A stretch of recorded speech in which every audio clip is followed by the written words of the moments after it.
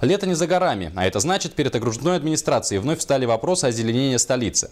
В последние годы, наверное, каждый горожанин замечает позитивные изменения в этом направлении. Тем не менее, этого недостаточно. В Якутске по-прежнему мало деревьев и зеленых зон. Именно эти вопросы были обсуждены вчера на рабочем совещании Общественного экологического совета. О судьбе озеленения столицы расскажет Ульяна Винокурова.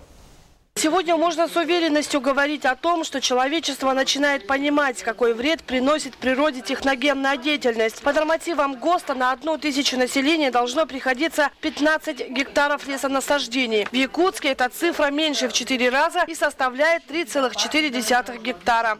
Именно в бюджете у нас в этом году только город, это 1500 кустарников и деревьев и около 100 000 цветов. А по пригородам у нас там 900 с чем-то саженцев и около тоже 80 000 цветов.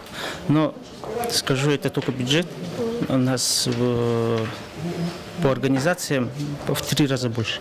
Озеленители Якутска в последние годы увлеклись высадкой цветов различных форм и сортов. Конечно, это красиво, но для улучшения экологической составляющей этих мер явно недостаточно. Только большое количество деревьев смогут поглотить вредный для нашего организма углекислый газ, понизить температуру воздуха, повысить влажность воздуха, уменьшить уровень шума и так далее. Ежегодно в Якутске высаживается огромное количество саженцев, и 80% из них не приживаются. Проведя анализ предыдущих годов, погибает, конечно, из-за неправильной посадки, неправильной выкопки саженцев, ухода за ними и так далее. Также к причинам можно отнести отсутствие целенаправленного ландшафтного планирования, несоблюдение агротехнических требований и неоправданный подбор ассортимента. Ботанический сад в течение 50 лет занимается подбором и сортировкой растений, которые смогли бы прижиться в городских условиях. Их не так уж и много. Из 233 видов растений только 130 подходят для наших условий. К примеру, всеми нелюбимое растение тальник прекрасно поглощает пыль. Или акация относится к деревьям, впитывающим своими листьями и корой свинец, который относится к продуктам переработки бензинового топлива. Наличие вдоль столичных дорог хотя бы этих видов деревьев заметно бы улучшило экологическую обстановку и придала бы облику столицы свежести.